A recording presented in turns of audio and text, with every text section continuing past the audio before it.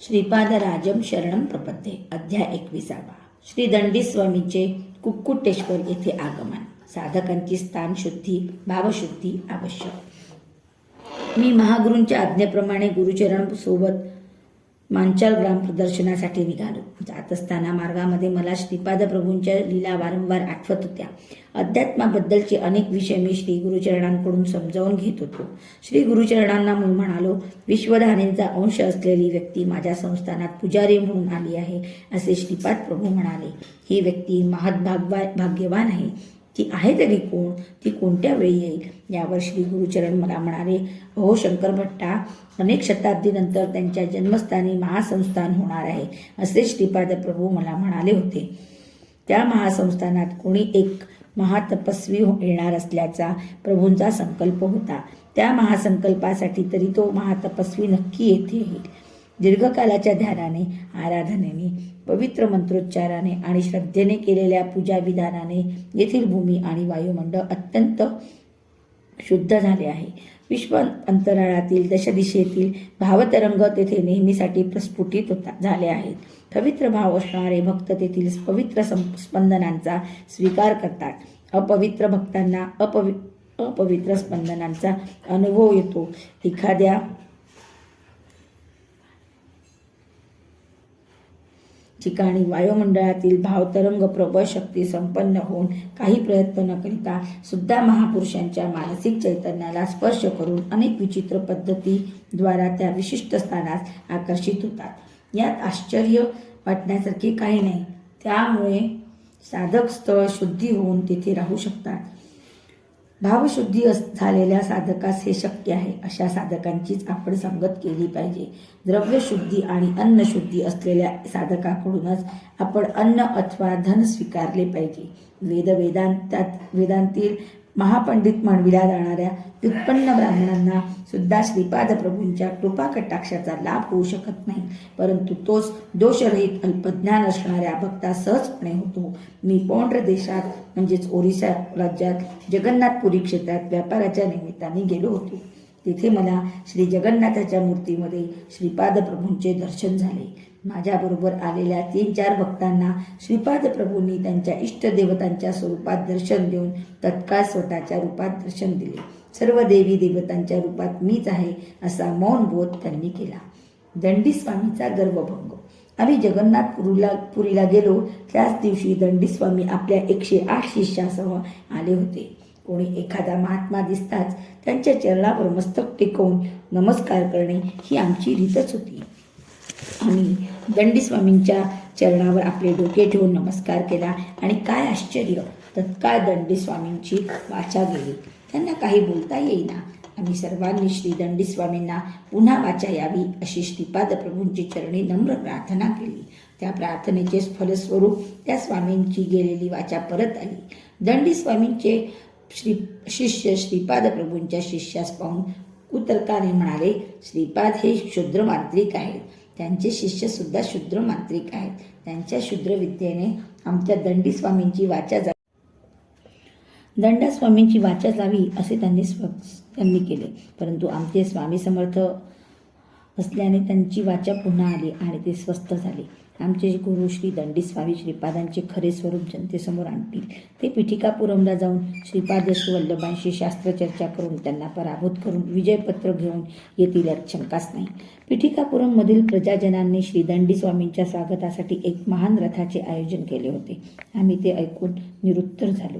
जेव्हा भक्त श्रीपाद प्रभूंना अनन्य भावाने शरण जातो तेव्हा ते आपल्या लीला विधानांनी भक्तांचे संकटातून रक्षण करतात. आश्चर्याची गोष्ट अशी की समस्या निर्माण करणारे श्रीपाद प्रभू आणि त्यांचे निराकरण करणारे सुद्धा श्रीपादच. अशा अनेक अंतर्मय लीला करून श्रीपाद प्रभू सर्व भक्तांना अनुभव करून देत. काही दिवसांनी दंडी स्वामींनी पिठिकापुरम क्षेत्री प्रवेश केला. माझ्या भाग्यामुळे मी म्हणजे शंकर भट्ट सुद्धा पिठिकापुरमला आलो होतो.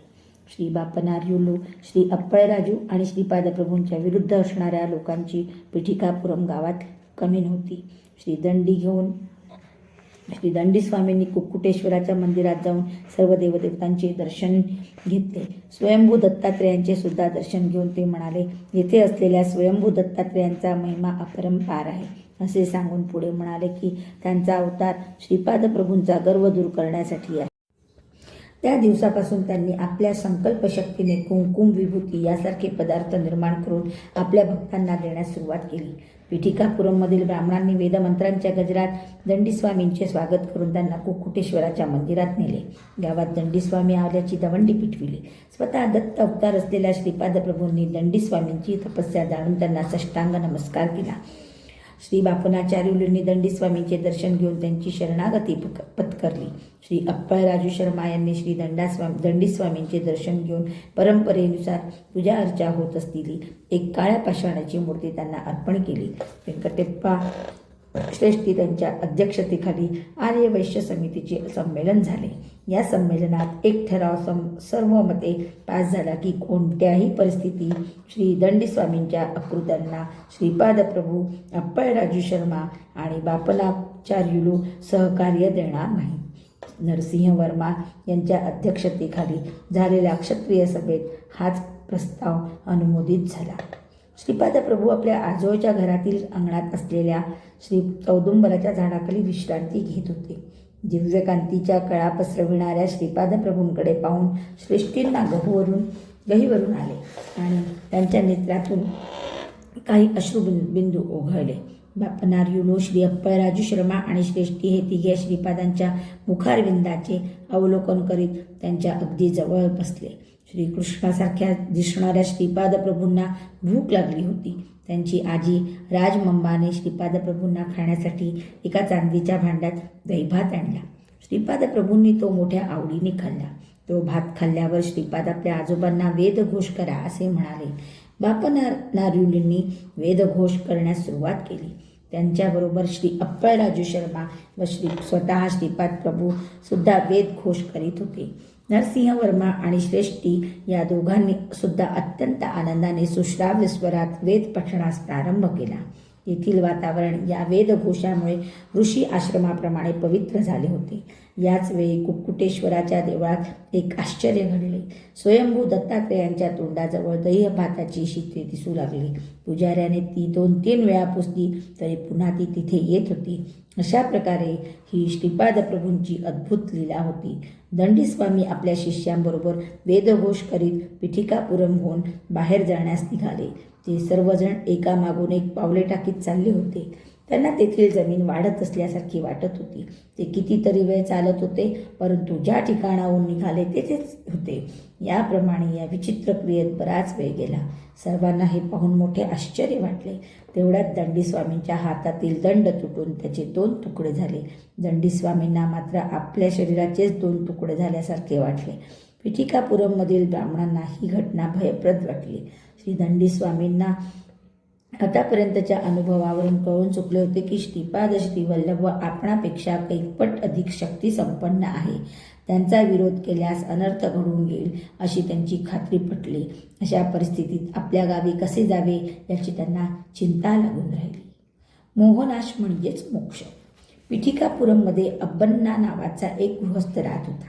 तो सर्प पकडून त्यांचा खेळ करून आपली उपजीविका चालवित असे. तो एकदा बापनाचार्युलूंच्या घरी आला. श्रीपादांनी त्यावेळी वेदघोष थोडा वेळ थांबविण्यास सांगितले. अब्बन्नाला पोटभर जेवण दिले. नंतर त्यास बोलावून म्हणाले, येथून एक भांडे पाणी घेऊन श्री कुक्कुटेश्वराच्या मंदिरात जा. दत्तप्रभूंचा एक अवतार त्यांच्या करणचरणद्वयाबरोबर संचार करीत असताना अकारण ज्यांनी त्यांची निंदा केली असे महापापी लोक कुक्कुटेश्वर मंदिरात आहेत. त्यांना मृत्यूनंतर पिशाच्य योनी प्राप्त होईल असे चित्रगुप्ताने भाकीत करून ठेवले आहे. मी चित्रगुप्ताबरोबर संवाद करून त्यांच्या पापांचा परिहार कसा करावा याचा उपाय शोधून काढला आहे. भूमातेने तर सुद्धा तसा आग्रह केला. तू तिथे जाऊन भूमातेस शांत राहण्याचा माझा निरोप सांग. श्रीपादांच्या दर्शनास उत्सुक असणाऱ्या भक्तांना तुझी संमती द्यावी लागेल. त्यांच्यावर तू या जलाने प्रोक्षण कर. माझ्या सर्व आदेशाप्रमाणे तू मादिगा सुब्बय्याच्या घरी जाऊन दही भाताचा महाप्रसाद सर्वांना दे. अब्बय्या सुब्बय्या वगैरे तिकडेच गेले आहेत. ते सर्वांना बापनाचार्युलूंच्या घरी घेऊन येतील. श्रीपाद प्रभू उग्र स्वरूपात पुढे म्हणाले, अहो दंडीस्वामी, एक महान तपस्वी असून किती गर्व केला. तुम्ही त्यांची तुम्ही ज्यांची दत्त स्वरूपात आराधना करतात ते श्रीपाद श्रीवल्लभ रूप घेऊन भक्तांसाठी अवतरित झाले. त्यांना न ओळखणारे तुम्ही महामूर्ख आहात. तुमचे शिष्यगण सुद्धा तुमच्याप्रमाणेच मूर्ख आहेत. पिठापुरमचे तुमचे जीवन शिष्य अज्ञानी आहेत. तुम्ही आम्हाला काय करू शकता? समस्त सृष्टीचे शासन करणाऱ्या एकमेव सत्ते समक्ष तुमचे अस्तित्वच ते काय? तुमचे सामर्थ्य ते किती? दैवदूषणासारखे महापाप केल्यामुळे तुम्हाला अनेक वर्षे पिशाच्य योनीत राहावे लागणार असा चित्रगुप्ताने निर्णय घेतला आहे. अव्याज करुणेने मी तो निर्णय रद्द करीत आहे. मानव जन्म मिळाल्यावर तुम्ही सर्वजण नीच जातीत आपले आयुष्य घालविणार आहात असा आदेश दिला आहे. तुमच्या पापांचा परिहार मी अत्यंत थोड्या शिक्षेतून करीत आहे. श्रीपाद श्रीवल्लभ स्वरूप महाअग्निसमान आहे. अग्निशी खेळल्यास महाप्रमाद संभवेल. माझ्या मायेस किंवा मलाच अभिन्न स्वरूपात जाणले असताना मोक्ष म्हणजे काय असा विचार तुम्ही करता. खरे तर मोहाचा क्षय म्हणजेच मोक्ष आहे. कोणताही जीव जो सच्चिदानंद स्वरूपाचा आनंद अनुभवतो त्याची योग्यता पाहून मीच अनुग्रहित करतो. दिव्यानंद परवश्य अशा माझ्या पूर्वस्वरूपी अतीत सुख स्वरूपात राहण्याची इच्छा करणाऱ्या जीवास मी तत्काळ ती स्थिती प्राप्त करून देतो. माझ्या दृष्टीने निर्गुण निराकार सगुण आकार मोक्ष आणि बंधन असा भेदच नाही. प्रत्येक क्षणी असंख्य अशा नूतन लोकांची सृष्टी स्थिती आणि लय यात मी व्यस्त असतो. जीवांच्या उन्नत स्थिती किंवा उन्नत आनंद भूमिकेसाठी काही परिमिती किंवा सीमा नाही. मरणांतर माझ्या स्वरूपात लीन होऊ इच्छिणाऱ्या साधकांनी माझ्या ठिकाणी अवश्य यावे. त्यांनी किती शतवर्षे त्या स्थितीत राहावे, कोणत्या लोकात त्यांनी पुन्हा जन्म घ्यावा हे सर्व मी माझ्या संकल्पाप्रमाणे ठरवे. संपूर्ण विश्वाचा नाटक सूत्रधार असलेला मी सध्या साकार रूपात तुमच्या समक्ष आहे. तुम्ही मला सध्या साकार रूपात पाहत आहात. हा आकार नसलेल्या निर्गुण निराकार अवस्थेत असताना सुद्धा मी सर्वदा तुमच्याकडे पाहत राहीन हे सांगण्यासाठी मी साकार रूप घेतले आहे. त्या महान उन्नत स्थितीतून मी तुमच्यासाठी खाली उतरून आलो आहे.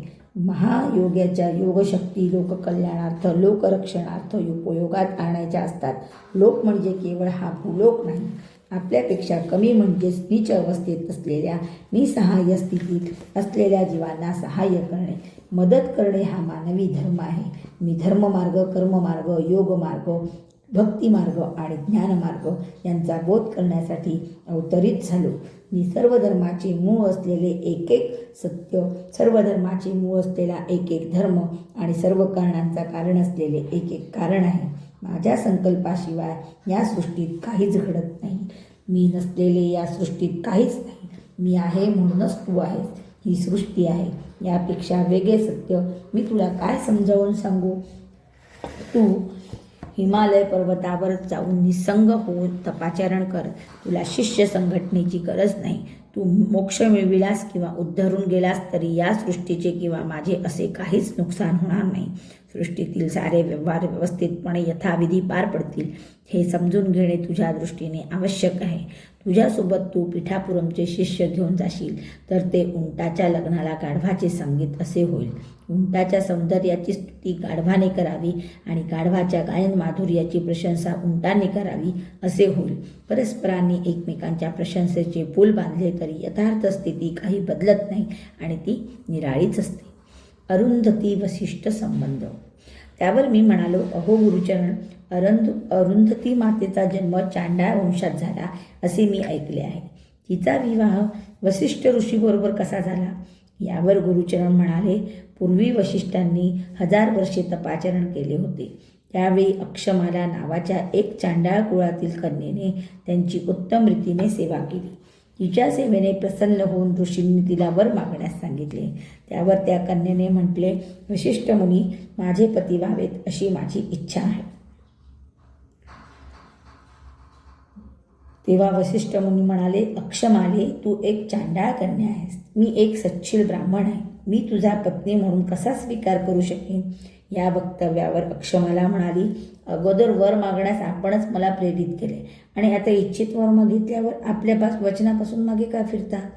वाघदोषाच्या भीतीने वसिष्ठ मुनी म्हणाले, तुझा देह माझ्या इच्छेनुसार करण्यास तुझी संमती आहे का? त्यावर अक्षमालेने होकार दिला.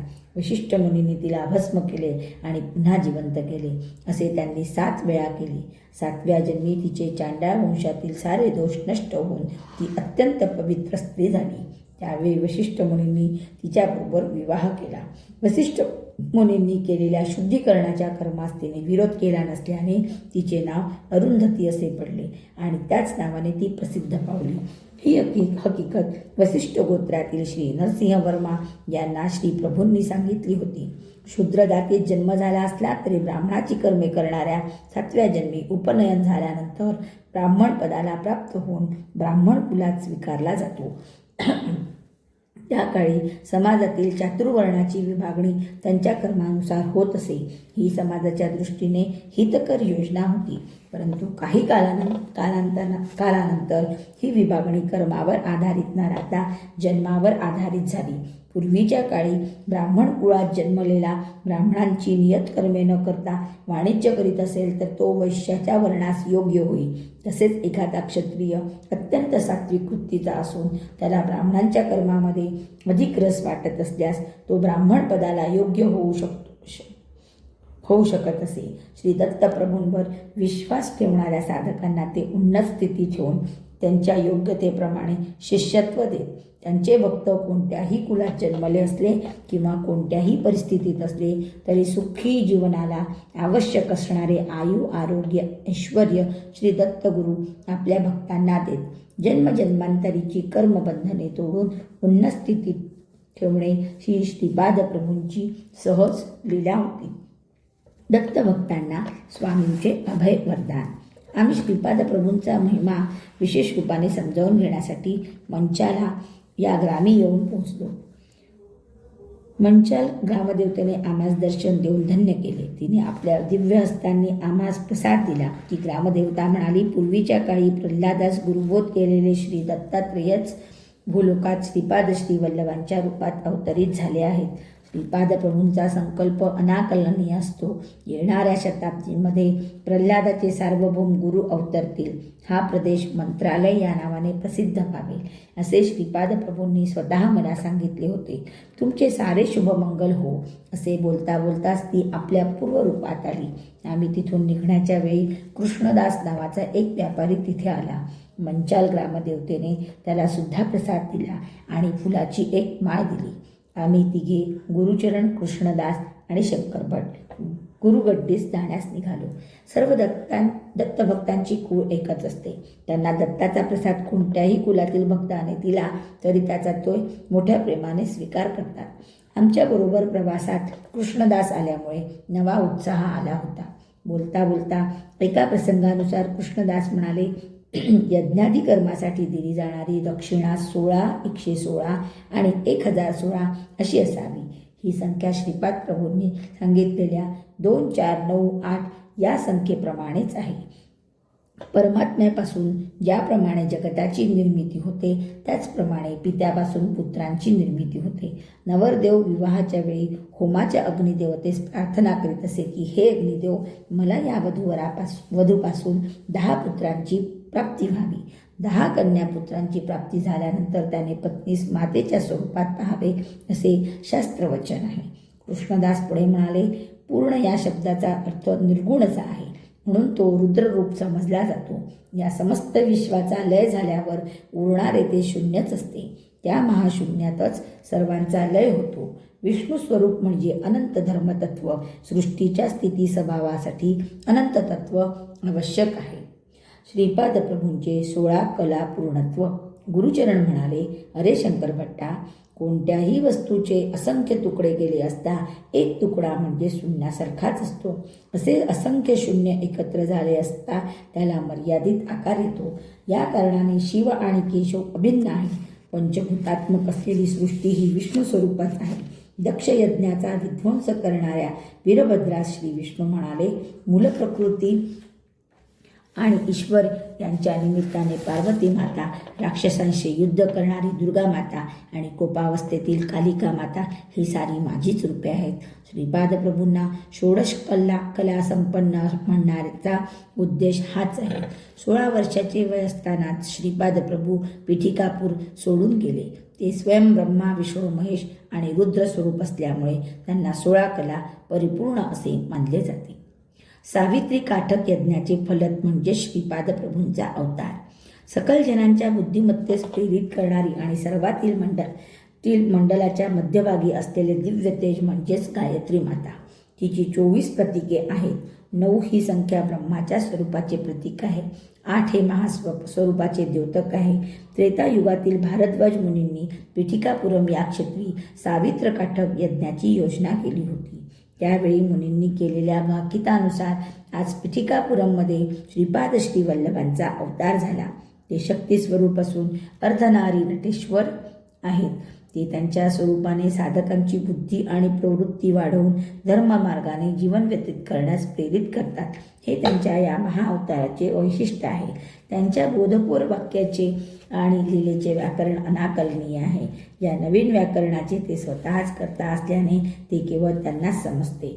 मला म्हणजे शंकर भट्टास कृष्णदासांकडून अनेक विषयांची माहिती मिळाली. यात अनेक नवीन गोष्टींचे ज्ञान झाले. पांडित्यपूर्ण परंतु अहंकारी असलेल्या साधकांना श्रीपाद प्रभूंच्या कृपा कटाक्षाचा लाभ होत नसे. कृष्णदास म्हणाले, श्रीपाद प्रभू हे पिपिलिकापासून ते ब्रह्मापर्यंत सर्वत्र व्याप्त आहेत. एकदा नरसिंह वर्माच्या शेतात श्रीपाद श्रीवल्लभ आणि वर्मा विश्रांती घेत होते. तेवढ्यात तिथे 2 नाग आले. श्रीपाद प्रभूंनी मोठ्या कौशल्याने मारून दूर फेकले. नरसिंह वर्मांना गाढ निद्रा लागली होती. त्यांच्याजवळ अत्यंत मोठ्या आकाराच्या लाल मुंग्या आल्या. इतक्या मोठ्या मुंग्या पूर्वी कधीच पाहिल्या नव्हत्या त्या. चावून वर्माची झोप मोडू नये म्हणून श्रीपाद प्रभूंनी त्या सर्व मुंग्यांना मारले. मेलेल्या मुंग्यांचा एक लहानसा ढीक समोर होता. थोड्याच वेळात नरसिंह वर्मांना जाग आली. त्या मेलेल्या मुंग्यांना पाहून त्यांना दया आली. त्यावेळी श्रीपाद प्रभू स्मित हास्य करून म्हणाले, राजाला त्याच्या सेवकांचे रक्षण करावेच लागते. हा प्रकृतीचा नियम आहे. या अद्भुत मुंग्या निर्माण करणारा एक अद्भुत जादूगर आहे. तेवढ्यात एक पांढऱ्या रंगाची आकाराने इतर मुंग्यांपेक्षा मोठी व कांतिमान मुंगी तिथे आली. ती त्या मुंग्यांची राणी मुंगी होती. तिने मेलेल्या मुंग्यांभोवती एक प्रदक्षिणा घातली आणि आश्चर्य असे की साऱ्या मेलेल्या मुंग्या पुन्हा जिवंत झाल्या आणि निघून गेल्या. श्रीपाद प्रभू मंद हास्य करून म्हणाले, या मुंग्यांच्या राणीला संजीवनी शक्ती प्राप्त असल्याने तिने सर्व मुंग्यांचे रक्षण केले. अशा प्रकारच्या अनेक विस्मयकारक गोष्टी या सृष्टीत आहेत. ते वर्मास पुढे म्हणाले, तुमची इच्छा असेल तर प्रतिक्षणी मी तुला अनेक लीला दाखवू शकेन. इतक्यात नरसिंह वर्माचे लक्ष मरून पडलेल्या 2 नागांकडे गेले. त्यांना पाहून ते चकित झाले. हे सुद्धा श्रीपाद प्रभूंचीच लीला असल्याने त्यांनी जाणले. श्रीपाद प्रभूंनी एका नागास कुरवाले आणि दुसऱ्याला आपला दिव्य पाय लावला. ही दोन्ही नाग जिवंत होऊन श्रीपाद प्रभूंना एक प्रदक्षिणा घालून निघून गेले. ते नाग कशासाठी आले? श्रीपाद प्रभूंनी त्यांना असे का केले याबद्दल त्यांना विचारले तेव्हा ते म्हणाले, राहू ग्रहाचे बळ नसल्यामुळे जीवांना अनेक संकटांना तोंड द्यावे लागते आणि त्यांना बंधनात असल्याचा अनुभव येतो. यालाच काही लोक कालसर्पयोग म्हणतात. राहू हा सर्व देवतांची आदिदेवता आहे. या प्रकारे येणाऱ्या संकटांचे निर्मूलन कसे करावे ते कोणीही जाणत नाही. परंतु मी त्या सर्वांचे दोष दूर करून त्यांना सुखसंतोष मिळेल अशी योजना करतो. आम्ही कुरुगड्डीला क्षेमपूर्वक येऊन पोहोचलो. श्रीपाद प्रभूंचे मंगल दर्शन घेतले. त्यांनी आम्हास हसतमुखाने आशीर्वाद दिले. श्रीपाद श्रीवल्लभांचा जय जयकार असो. दिगंबरा दिगंबरा श्रीपाद वल्लभ दिगंबरा. नमस्कार.